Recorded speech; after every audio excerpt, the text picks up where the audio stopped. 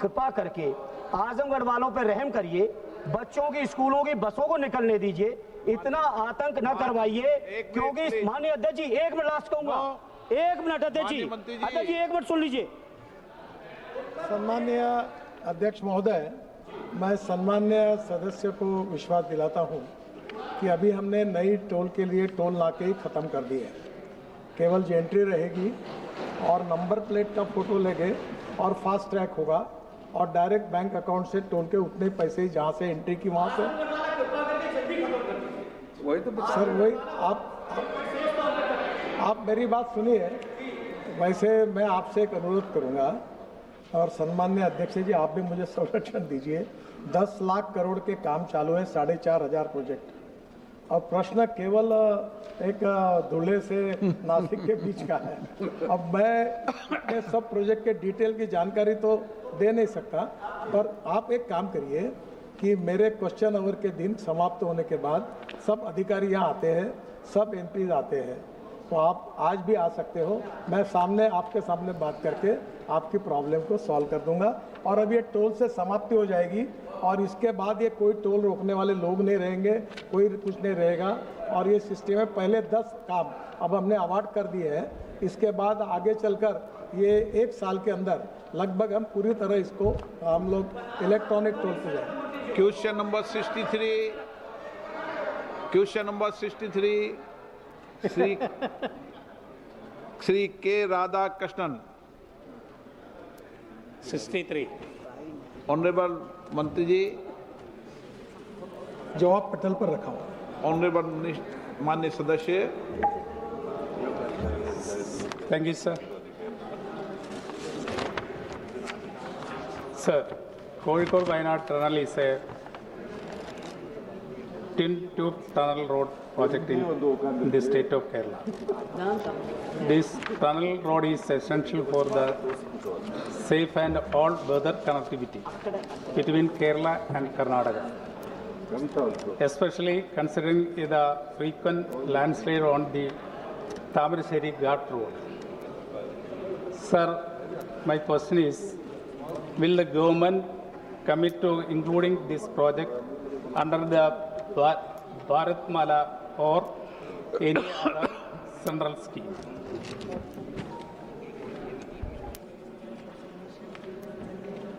Sir, Honorable Speaker, sir, this is one of the important tunnel road project.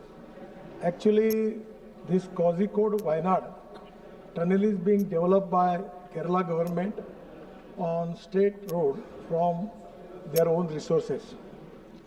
MORT is responsible for the development and maintenance of only national highway. The proposal for any financial assistance still up till now, we don't have any proposal we received from Kerala government. Sir, regarding this, this is a very important project, and regarding in Kerala, the situation is really very, very crucial, because in Kerala, in all national highway, the urban development is already developed roadside, and it is very difficult to acquire the land. At the same time, there are a lot of demands from the people, member of parliaments, and that is to be also really very difficult to fulfill the demand. Regarding this section NH 766, there is also the Tamarassery Ghat also is there. So these are the crucial issues. Regarding some problems, regarding diversification of the road, first of all, there was no provision. Only we have just taken a very simple methodology using for making that alternative road. But now we have taken a decision that we will make that road with the concrete, and that is the reason that many of the problems we will resolve. Regarding the Ghat section, now there is a 90% angle by which we are developing, and that is to be dangerous, because in the rainy seasons it is a very difficult task. So now we are coming to conclusion, we will acquire more land, and we will at least maintain the angle of 45 degrees. And at the same time, before starting the construction of the road, we will first giving priority for developing of that particular area, and after that we will start the construction. Regarding the problem in Kerala, there are a lot of problems. We have appointed a special committee technical committee, some people from IITs. We have already received the report, and after considering that report, we are also taking action, and there are a lot of chances and opportunity for us to use new technology, new innovation, in particularly in the road construction, in the tunnel, and we will see that the problem will be resolved. Thank you, sir. Sir, my second question. This question is out of main question. Sir, will the government take urgent step to complete the national highway roads in Kerala, especially my constituency Alathur? Not only constituency, which national highway is there, if you can tell me, then it will be easy for me to give the answer for that. What is the number of that national highway? Palakkad highway number. Sir, actually, in Kerala particularly, situation is really very, very challenging. Per kilometer, land acquisition costs come to 50 crore rupees per kilometer. Sir, previously, it was committed by the Chief Minister that the state government will contribute 50% of the land acquisition cost. So they contribute, they also given us 5,000 crore. But it is very difficult from their state budget to give that much money for land acquisition. So after that, we consider that problem and the request from the state government, we give them a good proposal that whatever the GST on steel and cement on that particular road, the share of the Kerala government is 9% on that GST. That will be contributed from the state government for that project. Then the royalty for the aggregate, sand and stone, other things, that is also to be exempted, and by which we have find out some solution. And now there is no problem about the land acquisition. We have already resolved that. But the Kerala, the problem is that there is no land available for acquisition. And even in green alignment also there is a lot of problems. So today this Palakkad Kozhikode is also one of the important projects, new project. And we are already the project a proposal to be already submitted to the ministry, and we are now also working on it. We will make the pre-feasibility report, and positively we will try to resolve that issue, and that is the need of that particular region. So we are very positive about it. We will try to do it. Srimati Mahua Motra. Thank you, sir. Thank you, sir. With your permission, I'd like to bring the attention of the Honourable Minister to the deplorable state of the National Highway 12, which goes through from Calcutta till, it used to be National Highway 34, sir. It is now National Highway 12, which is basically the North Bengal, South Bengal. The condition of the road from Boro Jaguli till the Murshidabad border, going through the district of Nadia, after the monsoon, sir, is absolutely abysmal. There are huge craters, waterlogging. No repair has been done, sir. And also, due to the lack of service lanes and truck laybys, because of the dhabas and the petrol pumps, there are accidents happening every day with people trying to take illegal U-turns. If this is something that could be fixed at the earliest. Thank you so much, sir. Honorable Sir, the question is only related with the Kerala state government. This is the question, Honorable Member, which is already raised, is from West Bengal. Sir, I will request Honorable Member that after question hour, all officers are there. You come there, I will resolve your issue. Arvind Sawant. धन्यवाद sir.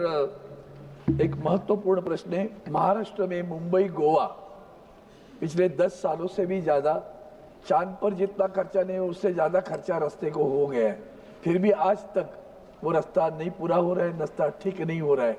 आप इसमें व्यक्तिगत रूप से अगर ध्यान दोगे तो ये काम होगा। मैं आपके द्वारा विनती करता हूँ, बहुत परेशान है लोग 10 बरस से, तो ये रास्ता कब होगा और किस तरह से होगा? धन्यवाद सर। सर, ये सम्मान्य सदस्य जो कह रहे हैं ऑनरेबल चेयरमैन सर, ये सही है। ये रास्ता 2009 में शुरू हुआ और मैं मंत्री 2014 में बना हूँ, तो ये पुराने स्टेट पीडब्ल्यूडी के उस समय के सरकार को दिया हुआ था, उन्होंने शुरू किया। यहाँ लैंड एक्विजिशन के प्रॉब्लम थे, अभी तक बहुत कॉन्ट्रैक्टर बदल गए। क्या कारण है मालूम नहीं, काफ़ी कार्रवाई भी की गई, पर अब लगभग 89% काम पूरा हुआ है। और इस साल अप्रैल के अंदर ये कंप्लीट रोड पूरा होगा और इसमें कोई तकलीफ नहीं होगी। पर इसको बहुत डिले हुआ है, मैं स्वीकार करता हूँ, अप्रैल के पहले पूरा होगा। Question number 64 Shri Matheswaran VS. No, माननीय मंत्री जी। इसका मेरे अध्यक्ष महोदय सवाल पटल पर रखा हुआ। माननीय सदस्य राजीव जी, राय जी। धन्यवाद सर। सबसे पहले तो मैं एक धन्यवाद दूंगा माननीय मंत्री जी को बलिया मऊ के सैंक्शन करने के लिए, लेकिन मैं डरा हुआ हूं क्योंकि वाराणसी गोरखपुर राजमार्ग के बारे में कई बार मैंने आपसे व्यक्तिगत मुलाकात भी किया, लिखकर भी दिया, और मेरे पास आश्वासन का पत्र भी है आपके मंत्रालय से कि 30 मई को पूरा हो जाएगा। कल मैंने कमेटी के बैठक में भी उठाया था, लेकिन अभी लगता है कि कोई उस पर काम नहीं हो रहा है। और जो सवाल जवाब आता है माननीय मंत्री जी, अन्यथा मत लीजिएगा कि वो बिलो द रेट किया इसलिए उसको हमने बंद कर दिया, ये बिलो द रेट किया। हमारे यहाँ जब से मैं पहली बार आपके यहाँ आया, आज तक पता कर लीजिएगा उस रोड पर कितना एक्सीडेंट हो गया है। वो जेपी वाला भाग गया, पैसा सीज कर लिए, उससे आम जनता को लेना देना नहीं। हर रोज मर रहा है। रोज के पास जो फ्लाईओवर है सबसे खतरनाक है, कल मैंने आपके अधिकारियों को भी बताया।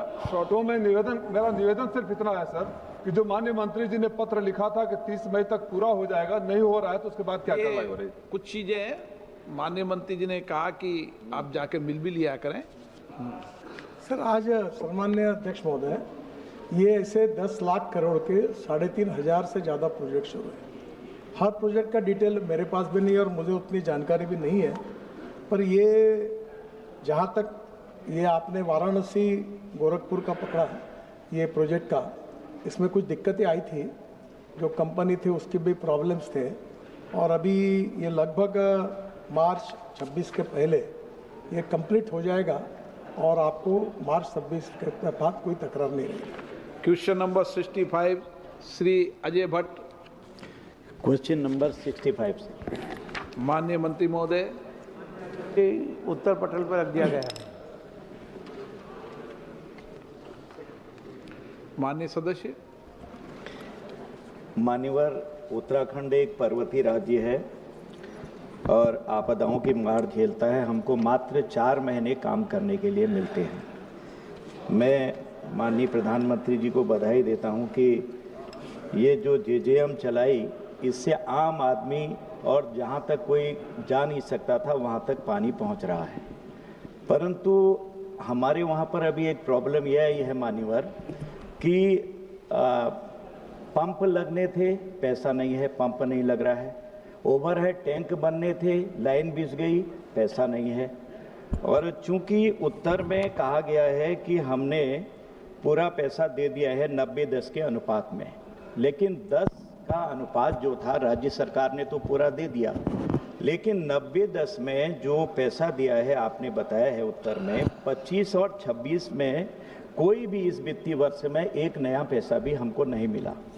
इसलिए मान्यवर, इसमें चाहे कुछ भी हो, यहाँ से कोई टीम जाए, कोई देखे और वहाँ जाके कम से कम जब वो बिखरी पड़ी है लाइनें, लोग बात कहते हैं कैसे हुआ है और पैसा दे रही सरकार, नियत साफ है, तो उसको पैसा रिलीज करना चाहिए मान्यवर, जितना भी बचा हुआ है।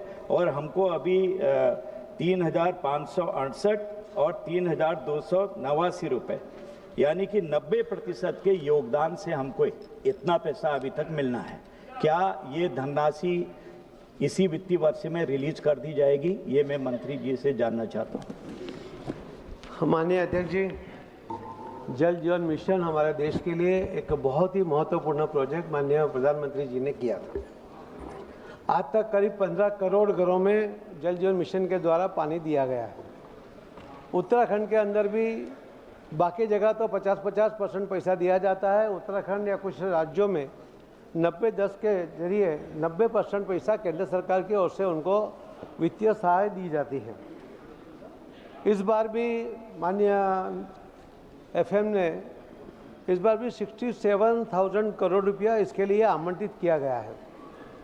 मगर कई जगह से, कई राज्यों से, कई एमपीओ से बहुत सी कंप्लेन इसके बारे में आई। माननीय प्रधानमंत्री श्री मोदी साहब ने अभी भी एक निर्देश दिया और बार बार दिया है कि ये जो योजना है वो लोगों के घर में पानी देने के लिए बनी है। पानी देना ही पड़ेगा, पाइप बिछाकर या सिर्फ नल डाल के, फोटो डाल के वो अगर छोड़ देंगे तो चलेगा नहीं, उसके ऊपर एक्शन लिया जाएगा।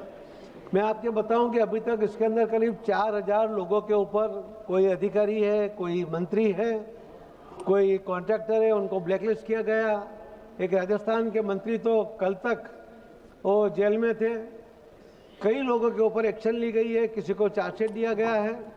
हम लोग स्कीम के द्वारा, एक स्कीम बनाकर स्कीम के द्वारा ही उनको पैसा देना चाहते हैं, और जो अभी तक जो पैसा उनको दिया गया है उसका वो हिसाब भी जमा करें, उसका वेरिफिकेशन भी दे। और जब तक वो नहीं देंगे उसको पैसा देना हमारे लिए भी मुश्किल है, और उसीलिए हमने कैबिनेट से अभी तो मंजूरी भी मांगी नहीं है। जब तक ये हो जाएगा, हमने सभी मुख्यमंत्रियों को भी कहा है, सभी एमपीओ को तो हमने अलग से बुलाकर भी कहा था कि आपकी जो भी कंप्लेन है हम उसके ऊपर एक्शन लेंगे। माननीय प्रधानमंत्री जी ने तो 119 टीम बनाकर अलग अलग राज्यों में अलग अलग स्कीम को चेक करने के लिए भेजा। उसके अंदर जो गलतियां या कमियां पाई गई उसके ऊपर भी एक्शन लेने के लिए हमने हर सीएस को और सीएम को भी पत्र द्वारा बताया गया है।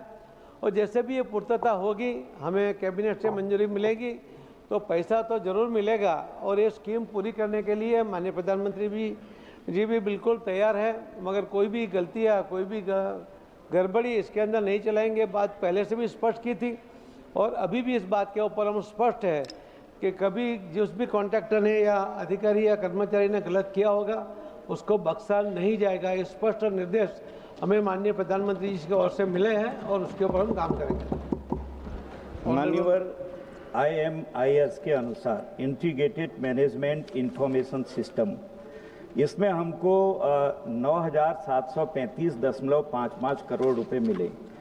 ये पूरा ये बनाई गई परियोजना मिले नहीं बनाई गई, जिसमें से योजना प्रमाणीकरण लागत 9,426.5 करोड़ रुपए और भारत सरकार ने 309.5 करोड़ रुपए को अस्वीकार्य माना। मान्यवर, मेरा निवेदन यह है कि अस्वीकार्य मानने का जो कारण है वो कारण बताया जाए। हमारे वहाँ 97% जो योजनाएं हैं, जो टीम गई थी उसने उनको उचित माना है, ठीक माना है। तो जो खराब है वो काट दी जाए, जो अच्छी है उसका पैसा दे दिया जाए, जिस कॉन्ट्रैक्टर ने बनाया है उसको ब्लैकलिस्ट किया जाए, जिस अधिकारी उसके साथ सहभागिता कर रहा है उसे सस्पेंड किया जाए। माननीय मंत्री जी, शॉर्ट। सभी जो टीम गई थी उन्होंने जो भी कमियां पाई उसके अंदर एक्शन लेने के लिए स्टेट को कहा है।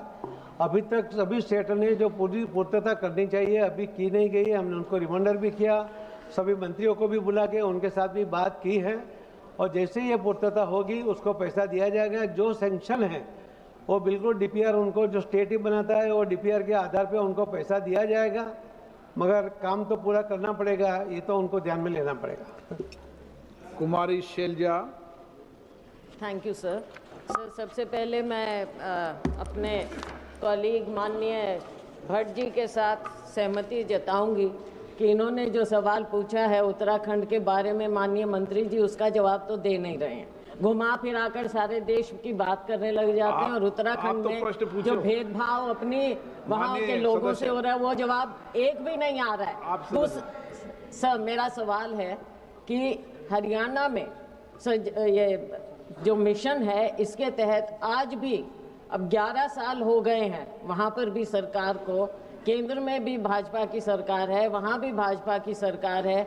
मेरी अपनी कॉन्स्टिट्यूएंसी में सिरसा में ऐसे गांव हैं जो आज तक वहाँ पर पीने को पानी नहीं है। सर राज्य सरकार क्या कर रही है और केंद्र सरकार क्या कर रही है? हरियाणा में आज भी पीने को पानी क्यों नहीं मिल रहा गांव में? प्रश्न क्या है आपका? सर मेरा सवाल यही है कि पीने का पानी क्यों नहीं मिल रहा है? ये इतनी बड़ी बातें जो कर रहे हैं घुमा फिरा कर पीने का पानी।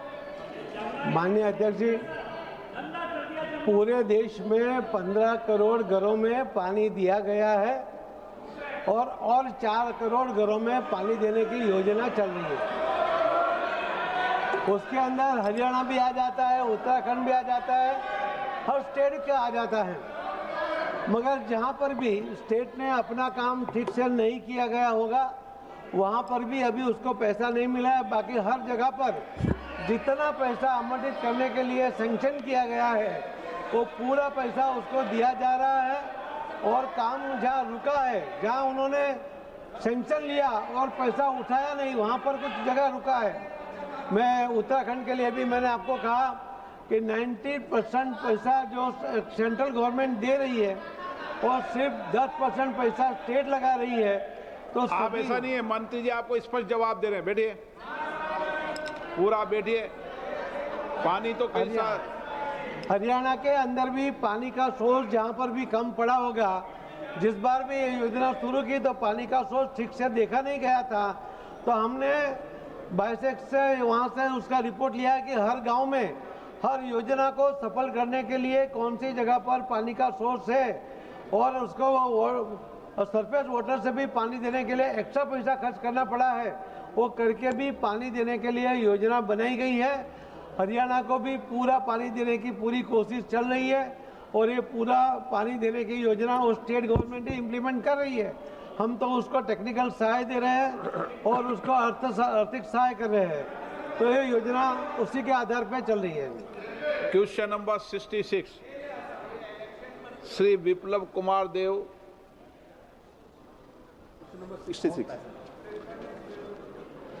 माननीय मंत्री महोदय, माननीय सदस्य। हाँ, ऑनरेबल स्पीकर साहब, मेरा पहला सप्लीमेंट्री क्वेश्चन है, जो प्री मैट्रिक और पोस्ट मैट्रिक स्कॉलरशिप जो दी जाती है, नॉर्थ ईस्ट के राज्य के लिए 90% शेयर सेंट्रल गवर्नमेंट देती है, 10% शेयर स्टेट गवर्नमेंट देती है। नॉर्थ ईस्ट के राज्यों को रेवेन्यू इनकम नहीं है, स्टेट रेवेन्यू कम है, एक नगण्य के बराबर है। तो मेरा मंत्री जी से आवेदन है, क्या सरकार के पास ऐसा प्रपोजल है जो नॉर्थ ईस्ट राज्य के लिए 100% पोस्ट मैट्रिक और प्री मैट्रिक स्कॉलरशिप दे दी जाए? है कि 10% स्कॉलरशिप स्कीम 5 है। प्री मैट्रिक स्कॉलरशिप जो 9 और 10 क्लास के लिए है, पोस्ट मैट्रिक स्कॉलरशिप 11 क्लास के और एबव है। ये 2 90-10 का है। बाकी 3 स्कॉलरशिप जो है, national fellowship for higher education, national scholarship for higher education and top class ये के लिए, और नेशनल ओवरसीज, ये सेंट्रल सेक्टर स्कीम है, इसमें 100% हम देते हैं। अभी तक सर भारत सरकार का 75-25 है, जो दूसरा स्टेट के लिए, नॉर्थ ईस्ट के लिए 90-10 है। अभी तक ये चल रहा है सर। भारत सरकार का ऐसा कोई आगे अगर व्यवस्था होगा तो विचार किया जाएगा, लेकिन अभी हाल में ऐसा कोई विचार नहीं है। 90-10 में ही है, 10% राज्य सरकार को देना पड़ेगा, और ये अभी तक स्थिति। माननीय मंत्री जी, मेरा सेकंड सप्लीमेंट्री क्वेश्चन है, 2019-20 में जो scholarship pre matric post matric scholarship दी जाती है, 2019-20 में इसका रिव्यू करके राशि तय हुआ था। अभी लगभग 5 साल हो गया है। क्या इसको बढ़ाने का कोई प्रपोजल के मंत्री जी के पास है? पूरा भी थे, ये सब जानकारी है उनको। ऐसा अभी कोई पेंडिंग नहीं है, हमारे पास कोई पेंडिंग नहीं है। हम अप टू डेट 23-24 का प्री मैट्रिक स्कॉलरशिप 308.6 करोड़ और 24-25 का 163.69 करोड़, और पोस्ट मैट्रिक स्कॉलरशिप का 2668.69 करोड़, और आपका दूसरा जो है पोस्ट मैट्रिक का 24-25 का 2598.34 करोड़ दे चुके हैं। तो हमारे पास कोई पेंडिंग नहीं है। राज्य सरकार अगर कोई पेंडिंग मांगेंगे तो देंगे। पुराना जो रिवीजन का बात है वो मेरा पास इंफॉर्मेशन नहीं है, मैं लिखित रूप में माननीय सदस्य को दे दूंगा। श्री माननीय सेलंग Sangma. Mr. Speaker, sir, for giving me this opportunity. Whenever center is sending money to the state, it gets stuck in the state. They don't release the fund at the earliest. Just recently only, the one which has been sent to the state was released to the students. Now, I would like to ask, is there any incurred interest by the state when they have kept the money for a very, very long time instead of directly transferring the money to the students? Even now also they have given partly. So I would like to ask, if the 100% from the state, center has been released, why the state is reluctant to lease directly to the students? We know that there is a federal structure that is running the government, but at least there should be some directions from the state government itself to send the money directly to the students. They should not keep the money as to get the incurred interest. So this is a malpractice, Mr. Speaker, sir. Sir, federal structure में हमको तो राज्यों को पैसा देना पड़ रहा है, लेकिन आगे चल के हम इसका उपाय सोच रहे हैं। जो माननीय सदस्य बताई है सही बात है कि हम राज्यों को दे देते हैं, राज्य सरकार उसको 1 साल 6 महीना ऐसा करके उसको अपना ट्रेजरी में रखते हैं। तो अभी एक पूल बनाएंगे जो पैसा को विथड्रॉ नहीं कर सकते, उसमें उसको खर्चा करने के लिए अनिवार्य है, और उसके बाद ही वहाँ से हम पैसा यहाँ से देंगे, नहीं तो नहीं देंगे। यूटिलाइजेशन सर्टिफिकेट का जो सिस्टम है इसमें बड़ा गड़बड़ी है, राज्य सरकार बहुत डिले करते हैं, हम उसको चिट्ठी लिखते रहते हैं, वो नहीं करते हैं। लेकिन इसके लिए भारत सरकार ने उपाय सोच रहा है और जल्दी ही इसको हल होगा, ऐसा मेरे को माननीय सदस्य को आश्वस्त करना है। क्वेश्चन नंबर 67 श्री ओम प्रकाश राजे निम्बालकर। माननीय मंत्री महोदय, laid on the table of the house. Mian Altaf Ahmad. Sir, मैं आपकी विसादत से ऑनरेबल मिनिस्टर साहब जो यहाँ बैठे हुए हैं, बहुत सारे पूरे मुल्क में ट्राइबल एरियाज़ ऐसे हैं जहाँ अभी तक बिजली की सहूलियत नहीं पहुँची है, मोबाइल टावर्स जो हैं उनकी सहूलियत नहीं पहुँची है, सोलर लाइट्स का जो प्रोग्राम है वो नहीं पहुँचा है। ख़ास तौर पे मैं जम्मू कश्मीर का जिक्र करना चाहता हूँ और मिनिस्टर साहब जो हैं इनकी नोटिस में लाना चाहता हूँ कि वो इसकी तरफ पूरा ध्यान दें। इस वक्त तक वहाँ पे लोगों को मोबाइल टावर्स, ख़ास तौर पे वो लोग जो अपने लाइव स्टॉक के साथ अपर रीच में जाते हैं, बैकू में जाते हैं अपने माल मवेशी के साथ, उनको मोबाइल टावर्स की कोई फैसिलिटी नहीं है, उनको सोलर लाइट्स की कोई फैसिलिटी नहीं है, और उसके साथ साथ जो बिजली का मामला है, जिन लोगों को आज तक भी पावर नहीं पहुंचा है, क्या आपके पास कोई प्रोग्राम है कि उनको आने वाले टाइम में जितना जल्दी हो सके पावर पहुंचे? Thank you sir. सर, मान्यवर सदस्यों ने जो प्रश्न किया है ये पीएम जनवन का है। पीएम जनवन मतलब 75 जो पीवीटीजी हैं, पर्टिकुलरली वनरेबल ट्राइबल ग्रुप है, उनके लिए है। उसमें 9 मंत्रालय काम कर रहे हैं sir. Rural development, health and family welfare, जल शक्ति, women and child, education, power, और उसके बाद renewable energy, communication and tribal affairs. तो हमने हाउस होल्ड जो टारगेट लिया था वो 1,45,083 विलेज, उसमें से हम लोग करीब 9,000 विलेज में हम लोग दिया है। जम्मू कश्मीर का पर्टिकुलरली पीवीटीजी नहीं है, लेकिन मान्यवर सदस्यों को मैं एक सुझाव देना चाहता हूँ। अभी जो धरती आबा प्रोग्राम लॉन्चिंग हुआ है, ये 63,000 गाँव में इसको किया जाएगा और 17 मंत्रालय 725 इंटरवेंशन इसमें है। उसमें इलेक्ट्रिफिकेशन भी है, आपका वाटर सप्लाई भी है और बाकी भी है। मान्यवर सदस्य उसको थोड़ा देख ले अपना एरिया का, अगर उसमें इंक्लूडेड है वो गांव सब, तो उसको चिट्ठी लिख ले, नहीं तो फिर मैंने भी उनको लिख के दे दूंगा। अगर नहीं है तो आगे चल के इसको होगा। ये 3 साल का प्रोग्राम है। 80,000 करोड़ भारत सरकार ने खर्चा करेगा सर। भारत सरकार में इतना बड़ा स्पेंडिंग जनजाति के लिए कभी नहीं हुआ था। माननीय प्रधानमंत्री जी ने इसको स्पेशली आपका धरती आबा का लॉन्चिंग करके 2 अक्टूबर से हजारीबाग से लॉन्चिंग हुआ है, ये चल रहा है। और सर 549 डिस्ट्रिक्ट 750 डिस्ट्रिक्ट में से 549 डिस्ट्रिक्ट 2911 ब्लॉक और 63,843 गांव इसमें इंक्लूड है सर। तो इसमें जम्मू कश्मीर का भी होगा, स्पेसिफिकली मेरा पास नहीं है, मैं लिखित रूप में भी उनको उस एरिया का दे सकता हूँ। श्री माननीय अनंत नायक जी। धन्यवाद सभापति महोदय। मैं माननीय प्रधानमंत्री और ट्राइबल मिनिस्टर को धन्यवाद दे रहा हूँ। जो प्रिमिटिव ट्राइब है, पहला बार किसी सरकार इसके बारे में सोचा जो ग्राउंड लेवल में उसका डेवलपमेंट के लिए, लेकिन वहाँ पर जो खर्च हो रहा है उसका परसेंटेज जब देखते हैं उसी आधार में उसका खर्च नहीं हो रहा है। मैं माननीय मंत्री से जानना चाहता हूँ, जिला लेवल में या ब्लॉक लेवल में जहाँ पर प्रिमिटिव ट्राइब है, कैसा सिस्टम बना है ये नौ मिनिस्ट्री का साथ मिल करके ट्राइबल डिपार्टमेंट वो अच्छा से काम कर सकता है, वो प्राइम मिनिस्टर का ये जो सोच को कार्यकारी कर सकता है। इसके लिए 3 टायर का मॉनिटरिंग सिस्टम है। एक तो मिनिस्ट्री चेयरमैन मैं हूँ, उसका ये कर रहा हूँ, बाकी कैबिनेट सेक्रेटरी स्वयं देखते हैं, और आपका चीफ सेक्रेटरी स्टेट लेवल में इसको डायरेक्ट मॉनिटरिंग कर रहा है।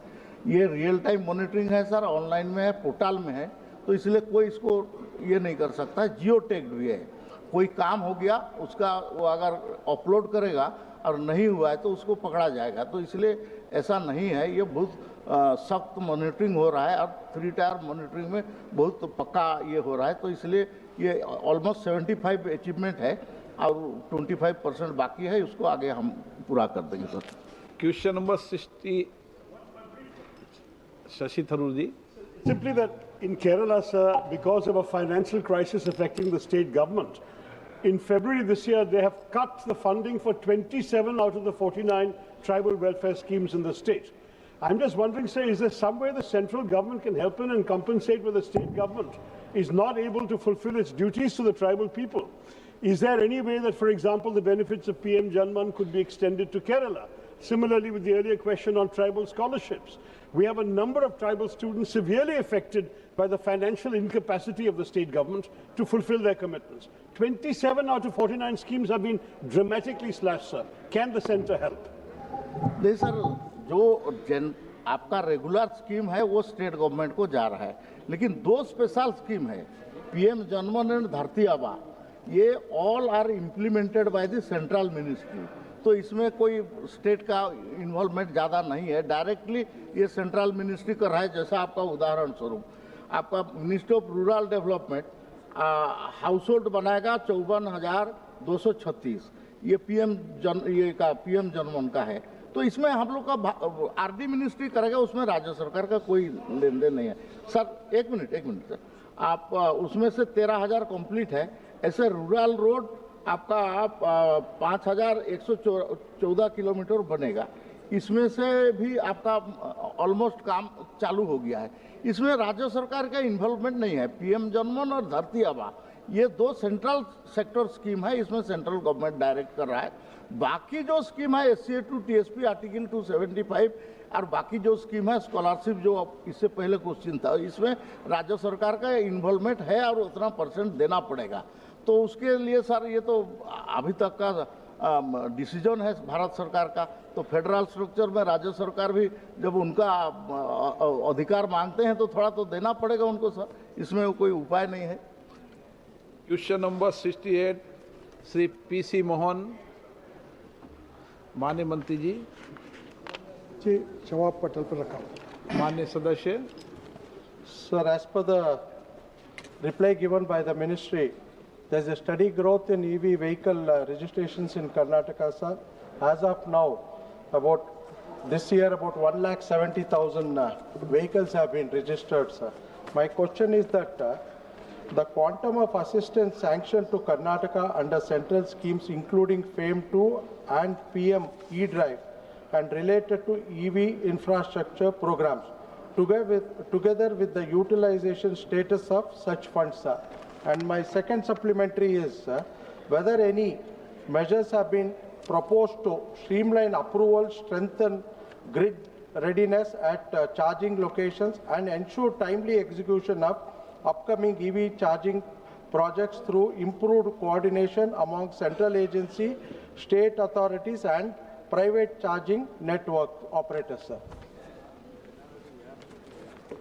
Adhyaksh Mohoday, presently 57 lakhs EVs registered in India.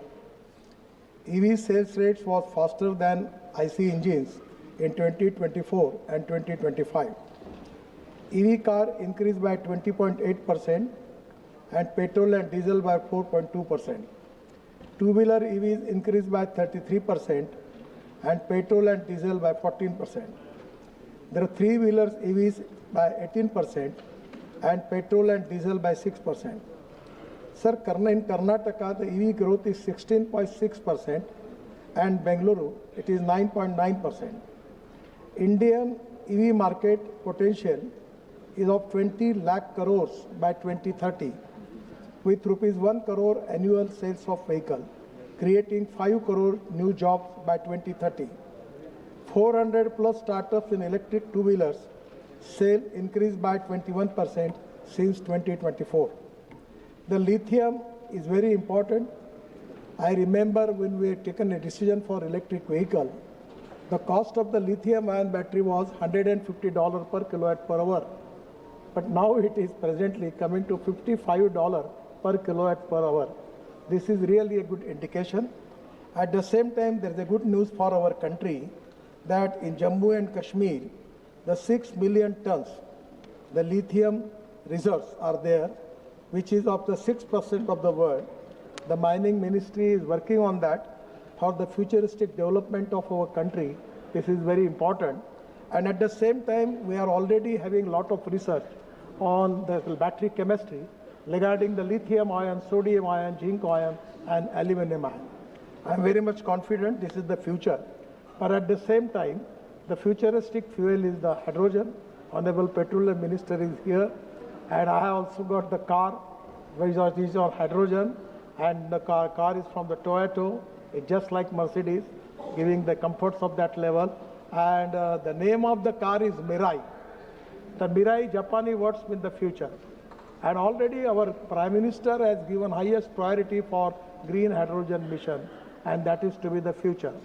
So today, presently, we are the importer of the energy, but I am confident that under the leadership of our Prime Minister, in Atmanirbhar Bharat, we will be the exporter of the energy to the whole world. And for that reason, our government is giving highest priority for development of alternative fuel and biofuel. Sir, regarding battery charging, the electric charging system, it is also a challenging field because every time the technology is changing. So remember, sir, at the time when the mobile phone started, I remember when I was in Mumbai, the phone from Ericsson, and there was a charger for every mobile phone, it was different. But at the same time, we need fast charging system. At the same time, we need charging system which can be useful for trucks, buses, scooters, three-wheelers, two-wheelers, and that is exactly very important. Constantly the research is going on, new innovations are going on. Even in the electric two-wheelers, 400 startups are working. The charging system, a lot of people are working. But this minister, the subject is related with the three ministries. The power ministry, honorable minister is here. Their heavy industries ministry. Government has already given a lot of incentives and subsidies as far as this is with the heavy industries, and already it is to be given to all the stakeholders in the country. At the same time, Karnataka is also beneficial, but that subject is with the heavy industry. But the priority of our government is giving priority for alternative and biofuel, because we have the import of fossil fuel costing 22 lakh crore. It creates a lot of pollution. And because of pollution, you are all facing the crucial problem. I am also facing the problem in Delhi. So it is very important for the country. The policy is import substitute, cost effective, pollution free and indigenous. On the basis of that, government is already supporting all the policy which are going to create alternative and biofuel in automobile industry. And the last thing which I want to tell you, sir, it is to be great pride and pleasure for the country that when I taken charge as a minister, our automobile industry's number in the world was 7. And today, sir, our number is 3rd. We just surpassed Japan. The first number is USA, having the size of the industry 79 lakh crore. The second number is China is 49 lakh crore and India is 22 lakh crore. And I am confident because of electric vehicle, 100%. Honorable my colleague Mr. Puri is here. The alternative fuel, he is also working. Prahlad Joshi ji is working. Our government is working. Our government have the green hydrogen mission. The way in which we are proceeding towards the future, I am confident that the day will come that within a year, within some year, we will be number one in the world. So this is the bright future of this industry. We are very much supporting all the alternative fuel and biofuel. And for the ecology and environment, we have to protect the air pollution. That is the equally important for the government. प्रश्नकाल समाप्त। आपका सवाल मंत्री जी ने पूरा माननीय सदस्यगण, मुझे निम्नलिखित माननीय सदस्यों की स्थगन प्रस्ताव की सूचना प्राप्त हुई है। Kumari Sudhar, professor Saugata Roy, Sushri Iqra Choudhary, Virendra Singh, Lalji Verma, Amra Ram, DM Kathir Anand, Vijay Kumar Vijay Vasanth, B Manickam Tagore, Manish Tewari, K Radhakrishnan, advocate Chandrashekhar, ET Mohammed Basheer, doctor Mohammad Jawed, Ziaur Rahman, Dharmendra Yadav, Anand Bhadauria. मैंने स्थगन प्रस्ताव की किसी भी सूचना की आज अनुमति प्रदान नहीं की गई है।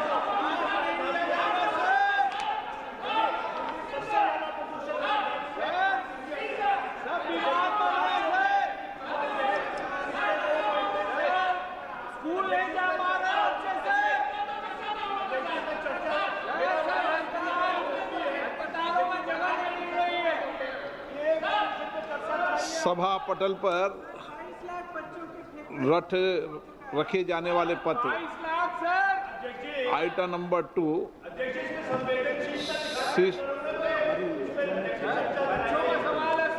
बिजनेस एडवाइजरी कमेटी के अंदर जब सब दल बैठेंगे, जब चर्चा करेंगे। आइटम नंबर 2 सुश्री शोभा जी। माननीय अध्यक्ष जी, आपका अनुमति से आज का कार्यसूची में मेरे नाम के सामने वर्णित दस्तावेज सदन के पटल पर रखती हूँ। आइटम नंबर 3 श्री तोकन साहू जी। माननीय अध्यक्ष महोदय, आपकी अनुमति से मैं आज की संशोधित कार्यसूची में क्रम संख्या 3 पर मेरे नाम के समक्ष सूचीबद्ध कागजातों की एक प्रति हिंदी व अंग्रेजी सभा पटल पर रखता हूँ। धन्यवाद। Item number 4 Shri Jugal Kishore. महोदय, मैं आज की कार्यसूची में मेरे नाम के सामने यथा सूचीबद्ध प्रकलन समिति 2025-26 का 7वां प्रतिवेदन हिंदी तथा अंग्रेजी संस्करण प्रस्तुत करता हूं। Item number 5 Shri Ashok Kumar Rawat.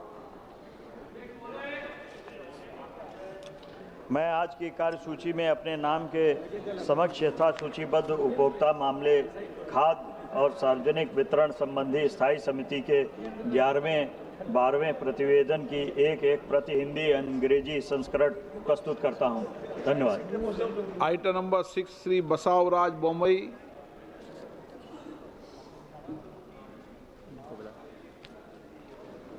Shri GM Harish बाल योगी। Respected Speaker, sir, I rise to present the 11th, 12th, 13th and 14th reports in Hindi and English versions of the Standing Committee on Labour, Textiles and Skill Development as listed against my name in today's list of business. Thank you, sir. Item number 7, Shri Varun Chaudhary.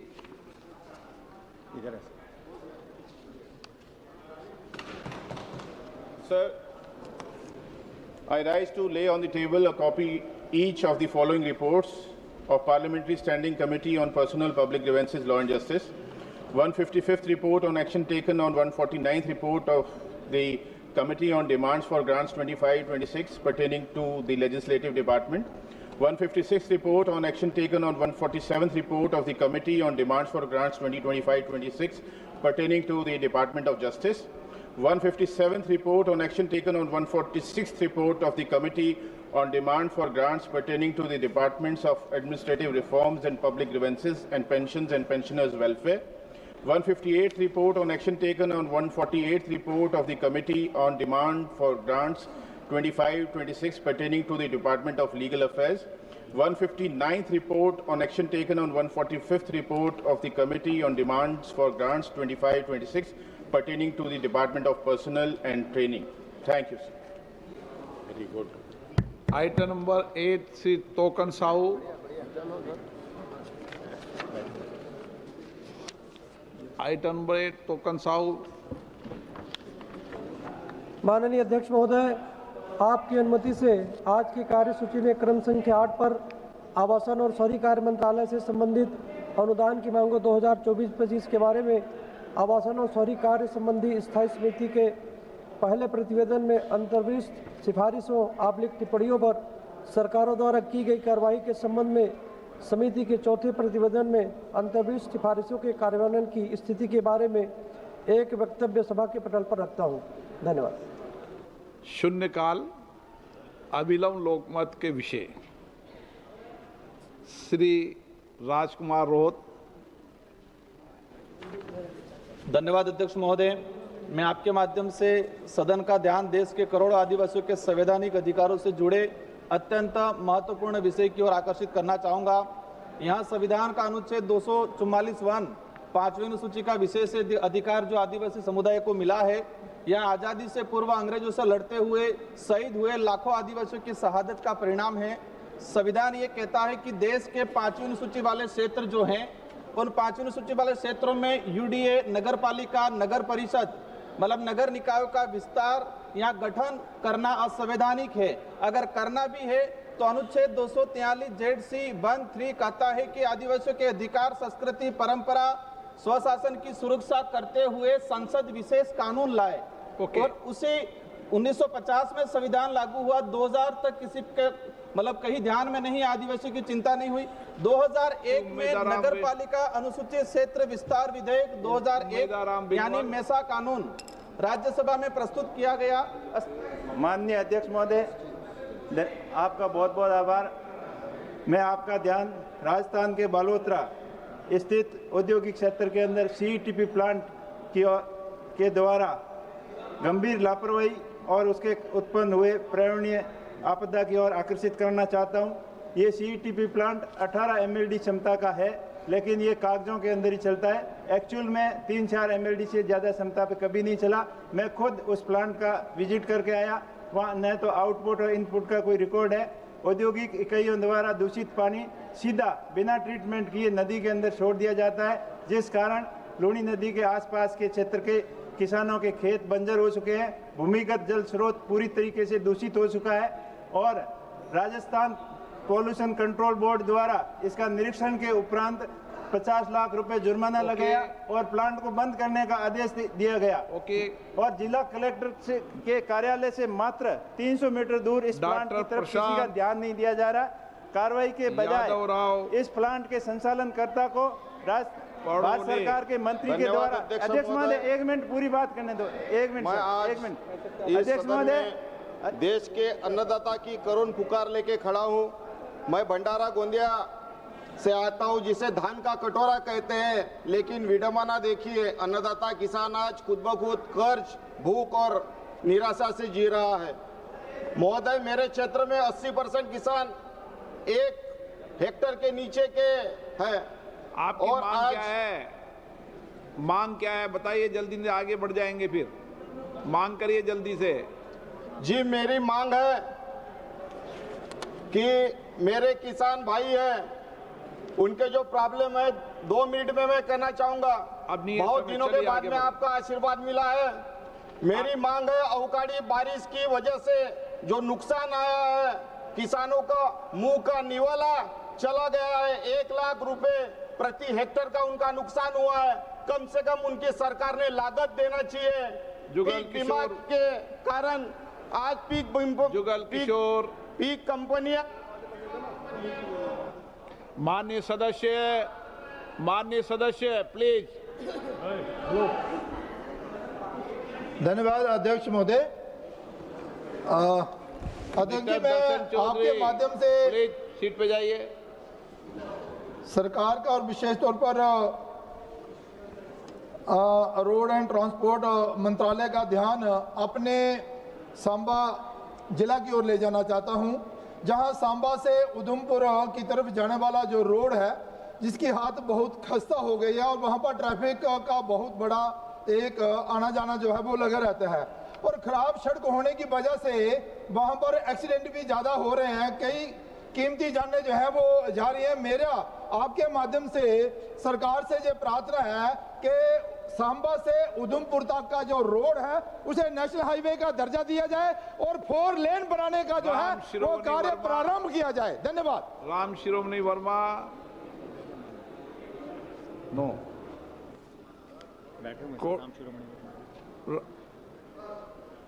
बातें कर रहे होंगे इसलिए सुनाई नहीं दिया।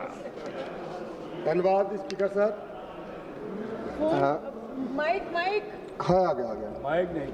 महोदय, मैं आपके माध्यम से सरकार का ध्यान अपने संसदीय क्षेत्र श्रावस्ती और बलरामपुर के अति महत्वपूर्ण और गंभीर विषय क्षेत्र वासियों की जान माल की सुरक्षा की ओर दिलाना चाहता हूं। महोदय, नेपाल सीमा से सटे जंगल के आसपास बसे गांवों में विकासखंड पचपड़वा, विकासखंड गैसरी, हरैया सतगरवा, तुलसीपुर, सिरसिया, जमनहा, हरिहरपुर रानी, तमाम जो हमारे ब्लॉक हैं, ब्लॉक के किनारे बसे गांव लगभग 40 गांव हैं। अभी हाल में सर बराहवा गांव में एक दिल दहला देने वाली घटना घटी है कि मात्र 1.5 साल का बच्चा था और मां की गोद से तेंदुए ने बच्चे को उठा ले गया। बहुत ही दुखद घटना है।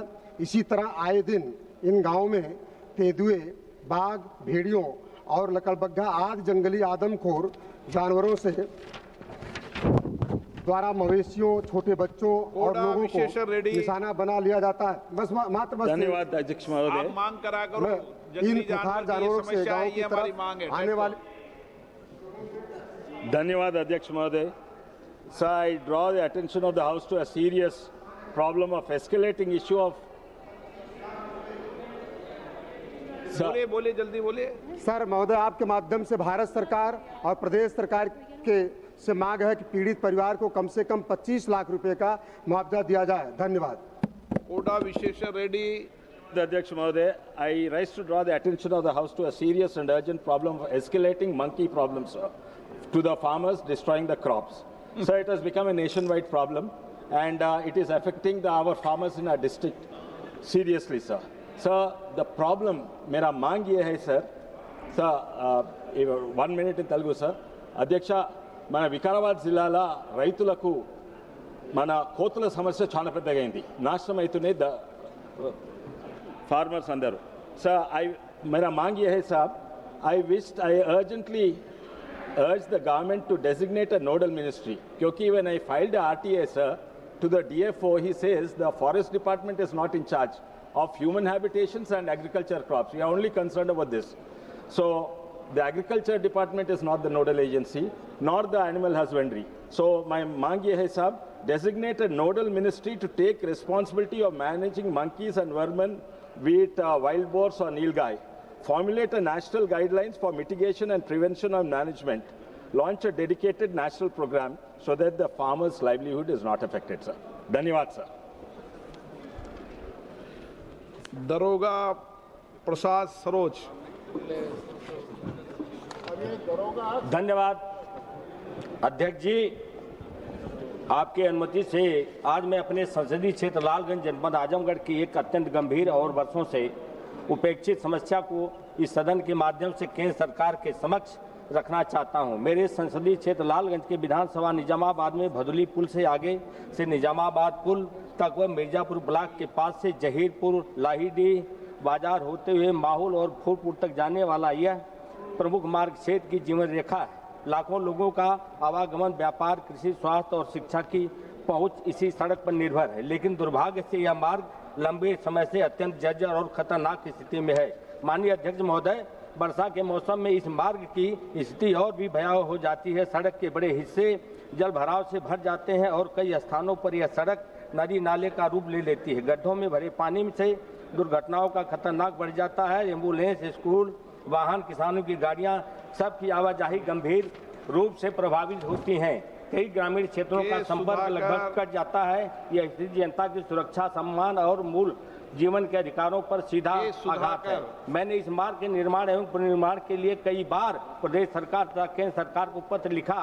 विभागीय अधिकारियों से निरंतर कई बार मेरे द्वारा संवाद किया गया। जनता ने भी कई बार धरना प्रदर्शन कर अपनी पीड़ा सरकार तक पहुंचाई, परंतु आज तक न तो स्वीकृति मिली न ही मान्यवर एक मिनट आधा सेकंड कि किसी प्रकार के निर्माण कार्य की शुरुआत हो पाई। यह उदासीनता क्षेत्र के विकास को ठहराव की ओर ले जाता था। मैं केंद्र सरकार से दृढ़तापूर्वक speaker sir, thank you very much for giving me an opportunity to speak in the House today on the very important subject regarding the recent Supreme Court ruling that made the teachers' eligibility test compulsory for teachers appointed before August 23, 2010. With a deep pain, I am to state that with this ruling, lakhs of teachers now feared dismissal or stalled promotion after decades of service. These teachers were recruited through the rules in place at the time. Many have worked for 15 to 30 years, including long stretches in rural schools and rendering their dedicated service to the nation, for which we have to salute them, sir. Now the teachers' demand is that those who have appointed before National Council for Teachers Education notification and before the Enforcement of Right to Education Act to be kept out of test requirements, sir, because the recent Supreme Court judgment, other states have already implemented and doing the review, sir. So therefore I request Honorable Union Minister of Education through the chair to kindly intervene in the matter and take the necessary steps to amend RTE Act 2009, NCT Act 1993 to ensure that teachers who were in service on August 23, 2010 are duly protected from TET, because these teachers are already have a lot of dedication, sir. This has to be taken care. Thank you very much, sir. Harsimrit Kaur Badal. Thank you sir. Sir, मैं आपका ध्यान लाना चाहूँगी कि NCRB की report ने बोला है कि पंजाब में ड्रग यूजर्स से ज़्यादा ड्रग डीलर पेडलर्स हैं जो नशा बेचते हैं। और सर, यही एनसीआरबी की रिपोर्ट ये भी कहती है कि पंजाब में देश में सबसे ज़्यादा ड्रग्स से डेथ पंजाब में हो रहे हैं और सबसे ज़्यादा स्मगलिंग भी ड्रग्स की पंजाब में ही हो रही है।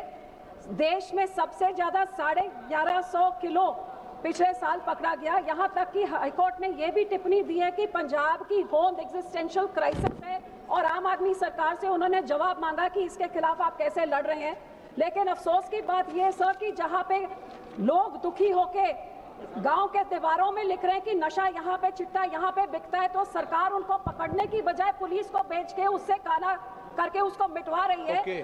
और सर 2 सेकंड बहुत जरूरी बात है। और यहाँ तक नशा सर लोग अपने छोटे बच्चों को बेच रहे हैं। और मेरी अपनी कॉन्स्टिट्यूंसी और बाकी जेलों में से वीडियो वायरल हो रहे हैं जैसे नशा बेचा जा रहा है। और 43,000 कॉल्स एक ही जेल के एक स्मगलर ने। तो सर मैं आपसे ये रिक्वेस्ट कर रही हूँ कि आधा पंजाब बीएसएफ के अंडर है। बीएसएफ कहते हैं हर दूसरे दिन नशे पकड़े जा रहे हैं और ये बीएसएफ को सर्च और सीज, तो हमारी सरकार जहां बिल्कुल फेल हो गई है नशे के विरोध लड़ने के लिए, तो क्या केंद्र सरकार ये नशे रोक के लोगों की और बच्चों की जानों बचाने के लिए कुछ करेंगे कि नहीं, ये मैं जानना चाहती हूँ कि क्यों मावा रो रही है। धन्यवाद अध्यक्ष जी। मैं आज सदन में देश भर में बढ़ते गौ अत्याचार की चिंताजनक घटनाओं पर गंभीर मुद्दा उठाना चाहती हूँ। भारत में लगभग 30 करोड़ गौवंश हैं जो हमारी सांस्कृतिक परंपरा की मजबूत धुरी है। अध्यक्ष जी, केवल जनवरी 2024 से 2025 के बीच उत्तर प्रदेश में 699 गौहत्या तथा 1200 तस्करी के मामले दर्ज हुए हैं। इसी अवधि में मध्य प्रदेश में पुलिस द्वारा गत 7 दिनों में 70 प्रकरण दर्ज किए हैं। 527 पशुओं को मुक्त कराया गया है। यह स्थिति स्पष्ट करती है कि अवैध तस्करी और संगठित अपराधों के माध्यम से गौवंश पर खतरा लगातार बढ़ रहा है। इसके अतिरिक्त 2024 में पशुपालन विभाग की रिपोर्ट के अनुसार फूड एंड माउथ रोग, हेमरेजिक सेप्टिसिज्म जैसे रोगों को सैकड़ों गौवंश की मृत्यु दर्ज की गई है। मध्य प्रदेश के शिवपुरी में लगभग 200 मृत गायों की घटनाएं सामने आई है। अध्यक्ष जी, मेरा सुझाव है मेरा सुझाव है कि गौ तस्कर और गौ हत्या पर राष्ट्रीय स्तर की जीरो टॉलरेंस नीति लागू की जाए, देशव्यापी गौ संरक्षण और प्रबंधन मिशन प्रारंभ किया जाए, गौवंश की डिजिटल ट्रेनिंग व माइक्रो चिपिंग तथा 100% टीकाकरण रोग नियंत्रण प्रणाली की प्राथमिकता दी जाए। यह केवल पशुओं के कल्याण का विषय नहीं बल्कि। धन्यवाद अध्यक्ष जी। अध्यक्ष जी, आज आपके माध्यम से मैं सरकार की ध्यान एक बहुत महत्वपूर्ण विषय पे आकर्षित करना चाहता हूं। पिछले कुछ दिनों से, सालों से देश में अल्ट्रा प्रोसेसिंग फूड का कंजम्पशन बहुत बढ़ रहा है। विशेष रूप में जो इंस्टेंट नूडल्स होता है, स्वीट एंड बीवरेजेस होता है, सोडाज होता है, बच्चों बहुत ज़्यादा पी रहे हैं and this is resulting in a health epidemic. Obesity ज़्यादा हो रहा है देश में, टाइप 2 डायबिटीज हो, कार्डियोवैस्कुलर डिसीजेस हो, ये बढ़ रहा है। और नेशनल हेल्थ सर्वे और नेशनल इकोनॉमिक सर्वे में 2025 में भी रिपोर्टेड है कि अल्ट्रा प्रोसेस्ड फूड के कंजम्पशन के वजह से ओबेसिटी बढ़ रहा है। मेरा सरकार से ये मांग है, पहला अल्ट्रा प्रोसेस्ड फूड्स का डेफिनेशन करना है, दूसरा फ्रंट ऑफ पैकेजिंग लेबलिंग करना है, कई सारे देशों में करके उसका कंजम्पशन बहुत कम हो चुका है, और तीसरा इस पे टैक्स ज्यादा करके एडवर्टाइजिंग बच्चों के लिए बैन करने का काम हमें करना है, देश के हेल्थ को बचाना है। धन्यवाद अध्यक्ष।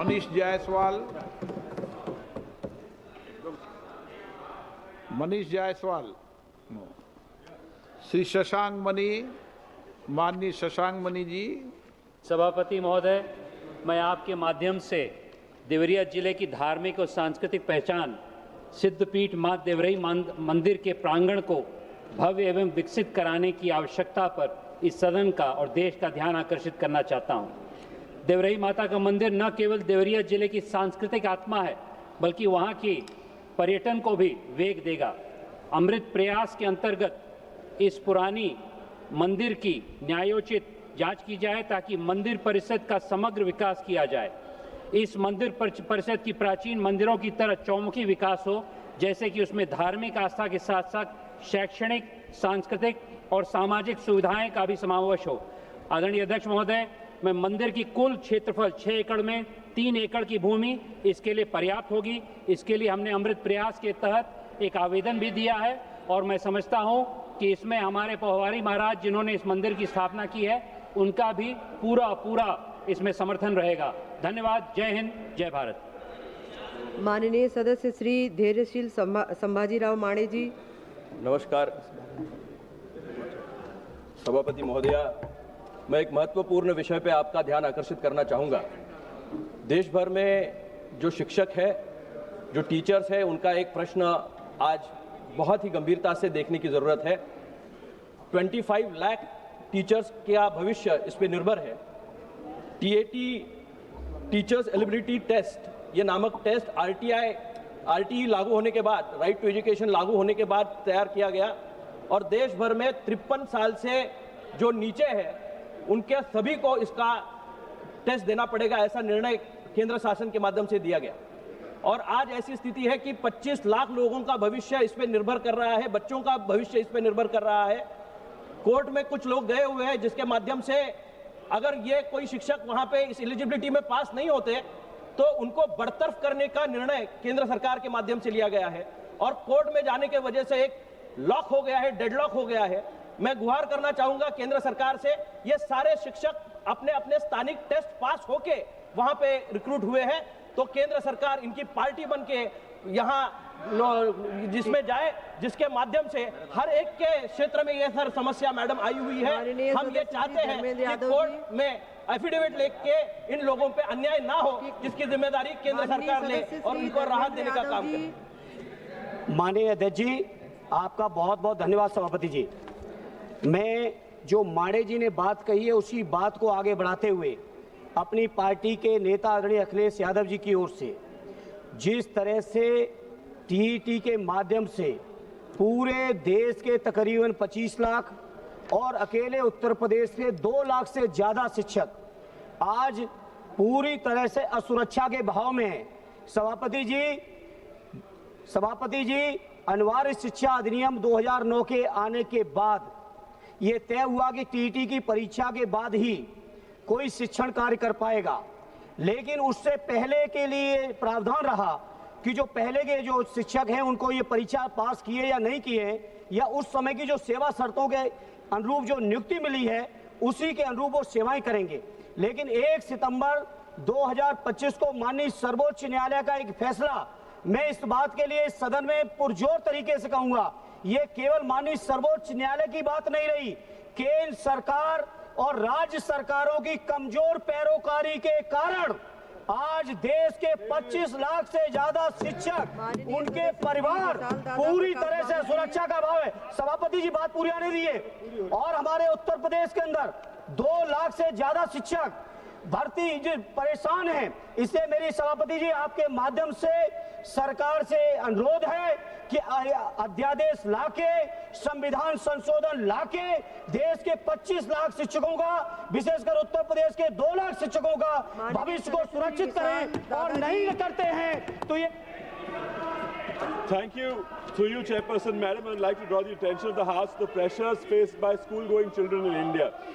Shaurya Pradeep Patil, originally belonging to Dhableshwar village in Khanapur Tehsil of my Sangli constituency, committed suicide owing to the tortures and harassment of his teachers. A student of St. Columbus in Delhi. An FIR has been filed but no arrests have been made. Madam, suicides have grown from 8,000 to 13,000 in the past decade. RT mandate करता है कि 25% students आपको other community से लेने पड़ते हैं, लेकिन schools नहीं चाहते कि बच्चे वहां पढ़े, तो इनको टॉर्चर किया जाता है और उनको स्कूल से छुड़वाया जाता है।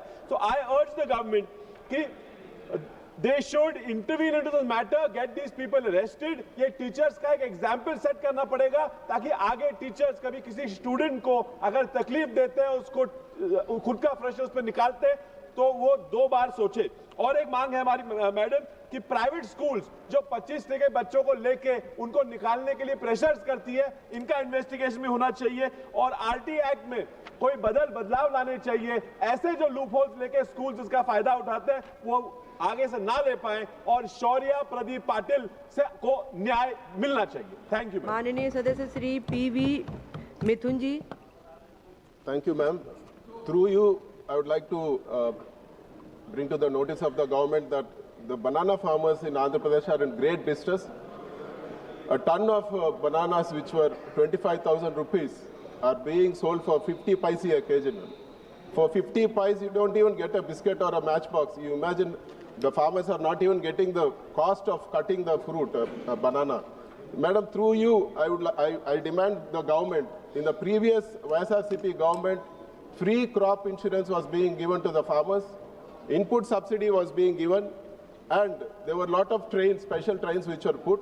So I demand the government, ma'am, free crop insurance should be there.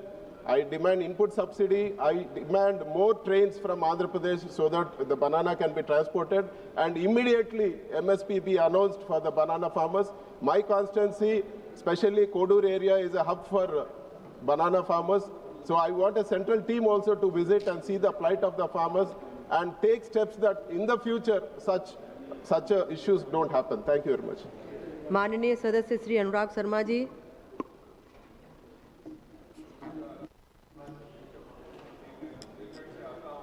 पचास साल बाद उत्तर प्रदेश में एक नए नोएडा की स्थापना कर रहे हैं। आदरणीय प्रधानमंत्री जी के निर्देशानुसार, उनके आशीर्वाद से एक नया नोएडा मेरे क्षेत्र में बीड़ा करके बनने जा रहा है 56,000 एकड़ में। मैं आपके माध्यम से सरकार से आग्रह करना चाहता हूं कि मेरे क्षेत्र में बहुत सारे ऐसे गांव थे जिन गांव में सर्किल रेट नहीं बढ़ाया गया। अभी तक हमने 22,000 एकड़ जमीन अधिकृत कर ली है। ये वाले गांव हैं जैसे कि दिकौली, राजापुर, बछावनी खेड़ा, भदौरा, रक्सा के लगे हुए क्षेत्र। ऐसे गांव में 15-20 साल से सर्किल रेट नहीं बढ़े और उसकी वजह से मेरे किसान भाइयों को जरा दिक्कत आ रही है। तो हमारे अन्नदाताओं के लिए अगर केंद्र सरकार, उत्तर प्रदेश सरकार की कुछ मदद कर दे और हम वहां के सर्किल रेट बढ़ा सके। दूसरा, 30 साल पहले, मैडम ये भी बहुत जरूरी है, 60 साल पहले आर्मी को बहुत सारी जमीन दी गई थी झांसी में, जो बहुत बड़ा एक आर्मर्ड बेस बना, 400 स्क्वायर किलोमीटर जमीन।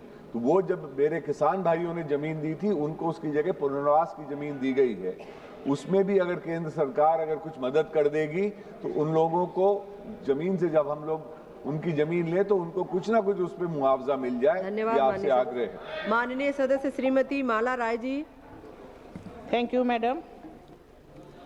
ভারতের বৃহত্তম শহর কলকাতা, এর মহানগরী, এই ব্যস্ততম মহানগরীর জন্য কলকাতাবাসীর পরিবহন স্বাচ্ছন্দ্যের কথা ভেবে দেশের প্রথম মেট্রো রেল চালু হয়েছিল 1984 সালে।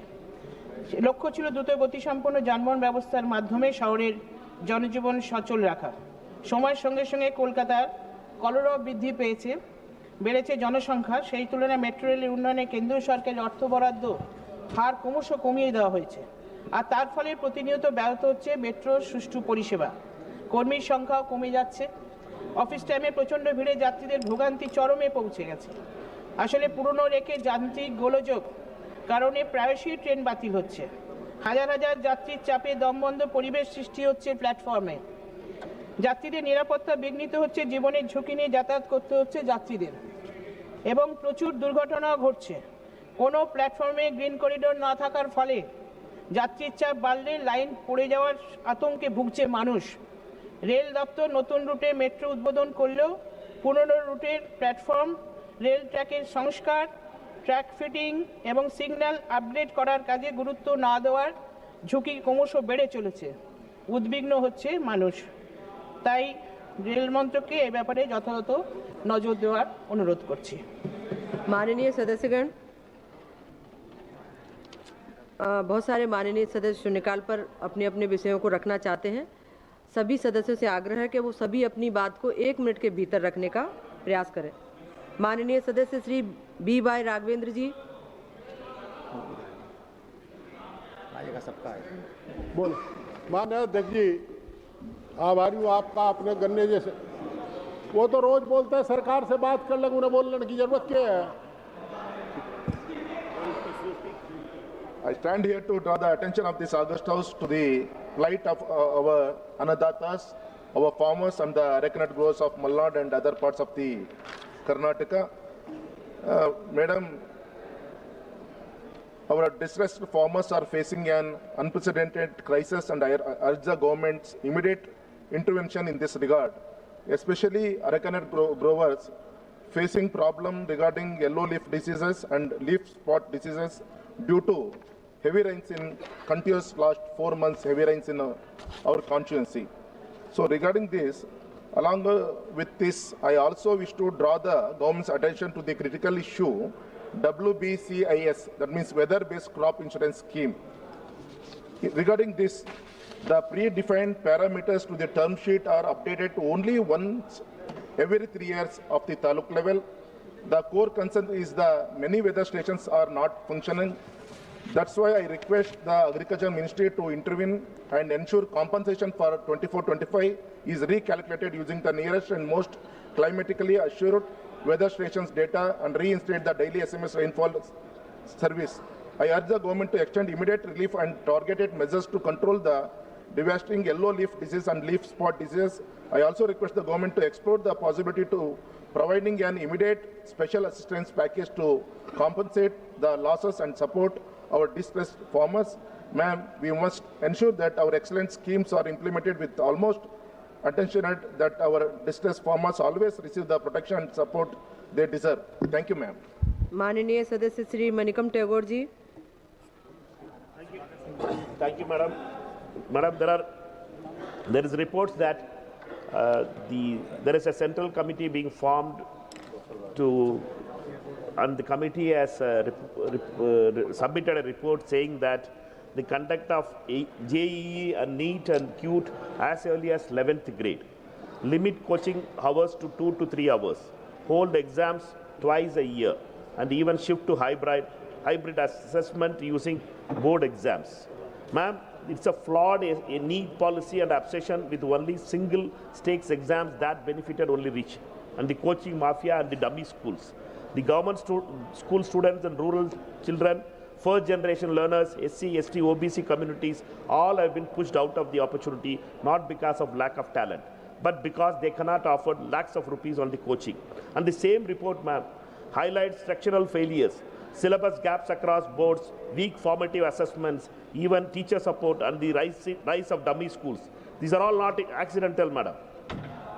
Madam, my Honorable Education Minister must accept this reality. NEET has not ensured merit. It has commercialized education. It has strengthened private-run educational empires and weakening our schools. Through you, madam, I like to urge the Honorable Minister, request for an immediate action on a full review of NEET and an impact on the equity, a roadmap to strengthen school education, and urgent measures to end the coaching dummy schools nexus. Thank you, ma'am. माननीय सदस्य श्री जगदीश बसुनिया जी। सबको बुलाएंगे, नहीं, ये कहाँ है? माननीय सदस्य श्री जगदीश बसुनिया जी। बोल रहे हैं। नमस्कार। अच्छा, ठीक। माननीय स्पीकर महोदय, আমি আপনার মাধ্যমে মাননীয় বিমান পরিবহন মন্ত্রীকে জানাতে চাই যে আমার কুচবিহার জেলা রাজ আমলের জেলা, রাজ পরিবারের জেলা। সেখানে রাজ পরিবারের আমলে একটি বিমান ঘাঁটি আছে, যে বিমান ঘাঁটিতে দীর্ঘদিন ধরে আগে বিমান চলাচল করত। 2023-এর পরে শুধুমাত্র 9 সিটের একটা প্লেন সেই কুচবিহার বিমানবন্দরে যাতায়াত করে। আগামী জানুয়ারি 31 তারিখ থেকে সেই বিমান সংস্থা জানিয়েছেন তারা সেই জায়গায় আর বিমান চালাবেন না, অর্থাৎ গোটা বিমানবন্দরটা পড়ে থাকবে পরিত্যক্ত অবস্থায়। আমি আপনার মাধ্যমে কুচবিহার রাজ্যের, যারা একসময় কুচবিহার স্বাধীন রাজ্য ছিল, পরবর্তীকালে কুচবিহার জেলা ভারত সরকারের সঙ্গে অন্তর্ভুক্ত হয়, সেই জেলার মর্যাদা অনুযায়ী যে একটা মাত্র এয়ারপোর্ট, সেখানে যাতে বিমান পরিষেবা ব্যাহত না হয়, মানুষ যাতে সেই বিমান পরিষেবা সুযোগ পায়, আমি এই আবেদন আপনার কাছে রাখছি। Thank you, Madam Chairperson. Today is Navy Day. On this great auspicious day, 4th December 1971, the Indian Navy launched a planned strategic attack on Pakistan that tilted the favor in India. On this auspicious day, on behalf of the members of 18th Lok Sabha, I extend warm greetings to serving officers and men of the Indian Navy, their families, veterans and their families, and also a special salute to the martyrs and the surviving members. I take this opportunity, Madam Chairperson, that there is a crisis as far as the veterans are concerned, where the ECH facility, where the government has stopped the disbursement of money, because of which Empandal hospitals have stopped medical facility for the members of veterans. I appeal to you, and there are a large number of members of parliament who have signed this letter. Through your office, I will be appealing to the Honorable Defence Minister to immediately release the funds. Thank you. अध्यक्ष महोदय नमस्कार। अंडमान निकोबार द्वीप समूह में यशस्वी प्रधानमंत्री और गृहमंत्री द्वीप समूह के लिए बहुत सा काम किया है। एक अनुरोध है, 1984 से अंडमान निकोबार लोकसभा के आधार पर ग्रुप बी एंड सी का नौकरी मिलता था। 1990 में सुप्रीम कोर्ट केस जाने के बाद कानूनी मंजूरी नहीं होने के कारण से आज अंडमान निकोबार द्वीप समूह में ग्रुप बी सी नौकरी के लिए बाहर से लोग आ रहे हैं, अंडमान भर्ती हो रहे हैं। मेरा अनुरोध है सरकार के माध्यम से, आपके माध्यम से, अंडमान निकोबार लद्दाख का तरह जो कानून बनाया गया था, लद्दाख रेसिडेंट सर्टिफिकेट 21 में बनाया गया था, अंडमान निकोबार द्वीप समूह के लिए जैसे कश्मीर में बनाया गया, नागालैंड बनाया गया, लद्दाख बनाया गया, अंडमान नौकरी अंडमान बच्चों को बीएनसी में मिले, इसे कानून बनाए। जय हिंद, भारत माता की जय। माननीय सदस्य श्री आलोक कुमार सुमन जी। धन्यवाद सभापति महोदया। North east railway station zone के Hathua Bhatni railway line project जो 79.64 किलोमीटर है, उसकी ओर सदन का ध्यान आकृष्ट करना चाहता हूं आपके माध्यम से महोदया। इस हथुआ भटनी रेलवे लाइन को बनाने के लिए 2019 तक 277.13 करोड़ की राशि खर्च हो चुकी है और 31 किलोमीटर का काम कर लिया गया है, लेकिन पंचदेवरी भटनी सेक्शन जो 48.6 किलोमीटर है, जिसके लिए लैंड एक्विजिशन के काम बाकी है और इसके चलते काम रुका पड़ा है। अतः महोदय, मैं आपके माध्यम से माननीय रेल मंत्री जी से आग्रह करता हूं कि बाकी पड़े पंचदेवरी से भटनी यानी 48.64 किलोमीटर की लंबित रेल लाइन के कार्य के लिए आवश्यक धनराशि और प्रशासनिक स्वीकृति देकर यथाशीघ्र काम शुरू किया जाए, ताकि रेलवे को रेवेन्यू की भी प्राप्ति हो और मेरे संसदीय क्षेत्र के 32 लाख लोगों को देश के विभिन्न कोनों में पहुंचने में आसानी हो। धन्यवाद। माननीय सदस्य श्री लालजी वर्मा जी। धन्यवाद माननीय सभापति महोदया। मान्यवर, जैसा माननीय श्री धर्मेंद्र यादव जी ने जिस इशू को उठाया है, उत्तर प्रदेश और देश के लाखों शिक्षकों के भविष्य से जुड़ा हुआ प्रश्न है। केंद्र सरकार ने भारत का राजपत्र संख्या 2215 दिनांक 25 अगस्त 2010 के द्वारा स्कूलों में कक्षा 1 से 8 में अध्यापक के रूप में नियुक्त की पात्रता हेतु न्यूनतम योग्यता निर्धारित की गई है। मान्यवर, ये 2010 में योग्यता निर्धारित की गई। इसके आधार पर जो बाद में भर्ती होगी उसके ऊपर वो लागू होगा, लेकिन सुप्रीम कोर्ट के एक निर्णय से जो 20 साल, 25 साल, 30 साल तक नौकरी किए हैं उनको भी पात्रता परीक्षा देना अनिवार्य कर दिया गया है। जबकि मान्यवर नेट ने यूजीसी ने निर्धारित किया था डिग्री कॉलेजों में नेट क्वालिफिकेशन जो पहले से अध्यापक थे उन पर लागू नहीं था। उसी तरह से हमारी आपके माध्यम से सरकार से मांग है कि जो ये बाध्यता आ रही है इसके लिए सदन में कोई कानून बनाकर जिससे जो पहले से कार्यरत अध्यापक हैं उनको पात्रता परीक्षा न देना पड़े, इसके लिए कानून बनाने का काम करें। ये आपके माध्यम से हमारी मांग है। स्वराज जी। अध्यक्ष महोदया, आपके माध्यम से मैं एक बहुत महत्वपूर्ण मुद्दा उठाना चाहूंगी कि विश्व के पूरे स्तर पर पूरी की पूरी जनसंख्या बहुत रैपिडली एज कर रही है। ये प्रोजेक्ट करा गया है कि भारत में जहां पर 2009 में सीनियर सिटीजन्स मात्र 7% थे हमारी जनसंख्या का, 2050 तक महोदया वो जनसंख्या का हिस्सा 20% बन जाएंगे। यानी जब हम विकसित भारत के संकल्प को सिद्ध कर लेंगे तब हमारे देश में सीनियर सिटीजन्स की जनसंख्या भी काफी बड़ी होगी। इसलिए आपके माध्यम से मैं ये निवेदन करना चाहती हूँ कि एक राष्ट्रीय स्तर की जेरियाट्रिक केयर रोड मैप जरूर बनाई जाए। पहले तो मैं धन्यवाद करती हूँ आदरणीय प्रधानमंत्री श्री नरेंद्र मोदी जी का, जिन्होंने विश्व की सबसे बड़ी और व्यापक health insurance scheme Ayushman Bharat लाकर भारत में बहुत ही रोबस्ट हेल्थ केयर सिस्टम बनाया है। आयुष्मान भारत में वे वंदन योजना लाकर जहां पर 70 बरस से बड़े जितने भी हमारे वरिष्ठ नागरिक हैं, वो चाहे किसी भी आर्थिक या सामाजिक पृष्ठभूमि से आते हैं, उनको 5 लाख रुपए का मुफ्त इलाज मिलता है। लेकिन महोदया, इससे उन्होंने ये तो सुनिश्चित कर दिया कि आयुष्मान भारत अब केवल हेल्थ इंश्योरेंस नहीं, हेल्थ अश्योरेंस स्कीम बन जाए। लेकिन अगर एक नेशनल लेवल का जेरियाट्रिक केयर रोड मैप होगा तो उसमें जेरियाट्रिक केयर की ट्रेंड वर्कफोर्स भी हो, कम्युनिटी हाउसिंग भी हो। ये मेरा विनम्र निवेदन है। बहुत बहुत धन्यवाद। माननीय सदस्य सरबजीत सिंह खालसा जी।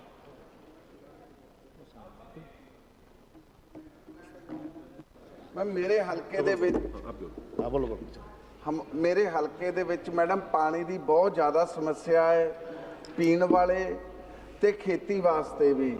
इहदे वास्ते सरकार नूं जरूर कुछ ना कुछ करना चाहिए है, क्योंकि पानी दे करके कैंसर बहुत तेजी नाल फैल रहा है। ते सरकार मेरे हलके दे विच एक सेहत यूनीवर्सिटी भी है, उहदे वास्ते भी सरकार नूं एक वड्डा फंड रिलीज़ करना चाहिए है, ताकि जो भी उत्थे दे पेशेंट्स हैं ते होर कोई रिसर्चर्स हैं उन्होंने वधिया सहूलतां असीं दे सकीए। इसलिए मैं आप सब आपनों रिक्वेस्ट करदा कि एक पानी दा ते एक फंडिंग दा जरूर कुछ ना कुछ प्रबंध किया जाए। Thanks ma'am. माननीय सदस्य श्री प्रदीप रोहित जी। प्रदीप रोहित जी। अगला बुलाइए, नेक्स्ट। माननीय सदस्य श्री वी वेंथिलिंगम।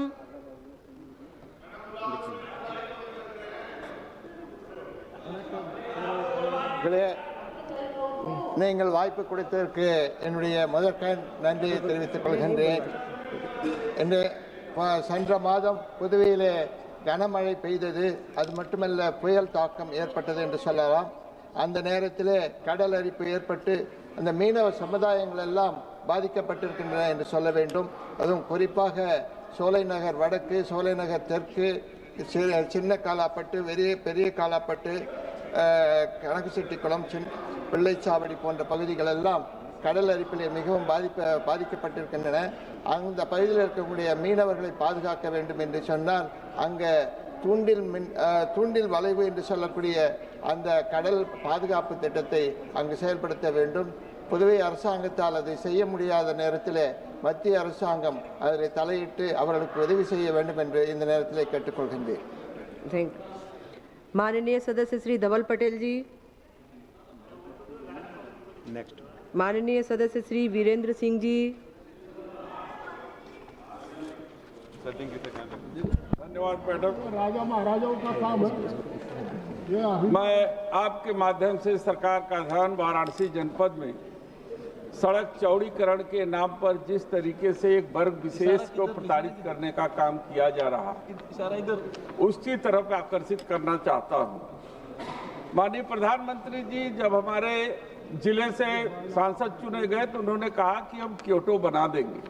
क्योटो देखने का मौका मिला, लेकिन क्योटो में मैंने देखा कि गलियों को सजाया गया, पुरानी इमारतों को संरक्षित किया गया और उनका रखरखाव किया गया, जिससे सुंदर भी हो गया, ऐतिहासिक धरोहरों की रक्षा हुई।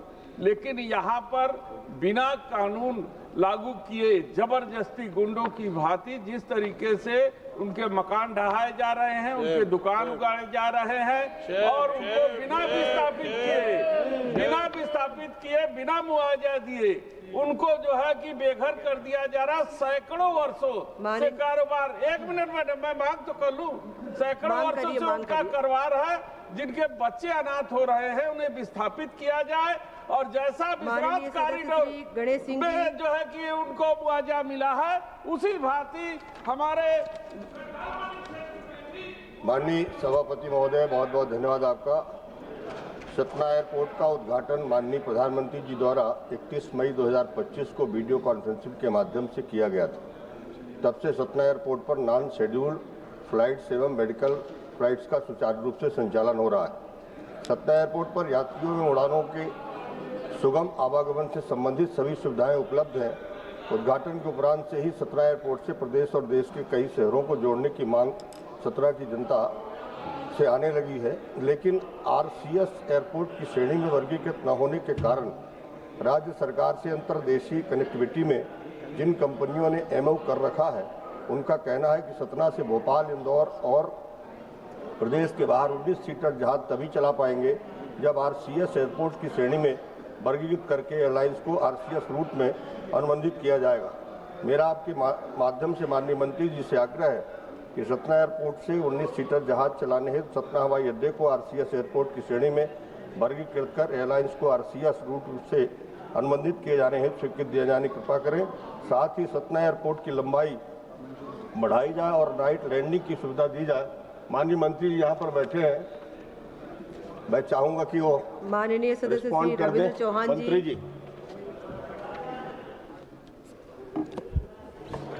धन्यवाद मॅडम।